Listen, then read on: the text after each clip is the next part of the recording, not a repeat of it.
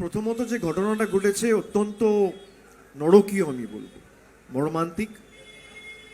এবং মুখ্যমন্ত্রী রাজ্য সরকারের যে অবস্থান সেটা ইতিমধ্যেই স্পষ্ট করে বলেছেন এবং 24 ঘন্টার মধ্যে যিনি মূল অভিযুক্ত তিনি গ্রেফতার হয়েছে, এটাও আপনারা সকলে দেখেছেন। এখন আমাদের দেশের আইন এমন যে আমরা অনেকে চাইলেও কিছু করতে পারি না, আমাদের আইন হাত বেঁধে রেখেছে। এই সমস্ত ঘটনা যারা ঘটায় তাদের সমাজে থাকার অধিকার নেই, কিন্তু দেশের আইন এমন আপনি কিছু করতে পারবেন না।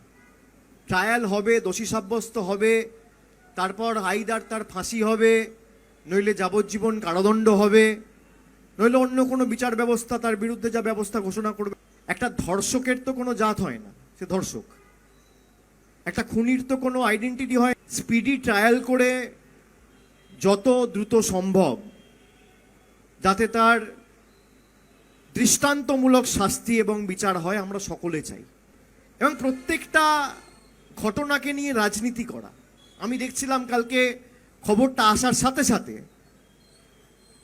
কয়েকটা রাজনৈতিক দল ফ্ল্যাগ নিয়ে বেরিয়ে, যাদের সরকার রয়েছে তারা অর্ডিন্যান্স করে, ইডি ডাইরেক্টরের বিল আনতে অর্ডিন্যান্স করে একজন ধর্ষক বা একজন খুনির যাতে 7 দিনে বিচার হয় এই অধ্যাদেশ উচিত।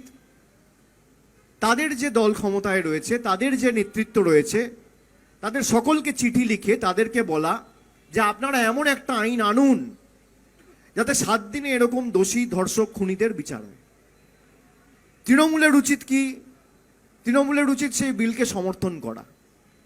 কংগ্রেসের উচিত কি? সেই বিলকে সমর্থন করা। সিপিএম এর উচিত কি? সেই বিলকে সমর্থন করা না করে এবং এমন বিল আনতে হবে যেখানে সার্কামস্ট্যান্সিয়াল এভিডেন্স আপনার এগেনস্টে, এমন না যে ট্রায়াল ছাড়া কোনো রকম কোনো এভিডেন্স ছাড়া আপনি 7 দিনে এনকাউন্টার করে বা একদম ফাঁসির মঞ্চে নিয়ে গিয়ে